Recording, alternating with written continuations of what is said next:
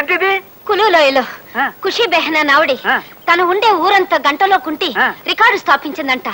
నేను మన ఊరంతా 59 నిమిషాలలో కుంటి కొత్త రికార్డు నెలకొల్పాలని ప్రయత్నిస్తున్నానండి.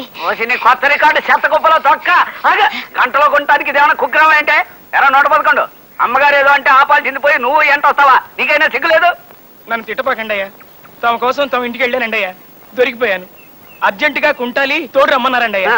రాకపోతే ఆడ పోలీసు ఆండాళమ్మతో నాకు సంబంధం ఉన్నట్టు మా ఆవిడతో చెప్తానని బెదిరించారండి అయ్యా. తప్పలేదండి అయ్యా. సరే సరే ఇదిగా కుంటింది చాలు. ఇంటికి పద, నీ పని చెప్తాను. ఇవాళ అటో ఇటో తెలిపోవాలి.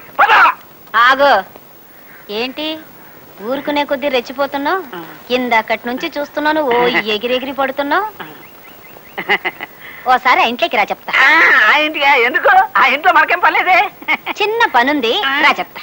కావేరి గారు మా ఆయనతో కాస్త మాట్లాడాలి. మీ ఇల్లు వాడుకుంటారు.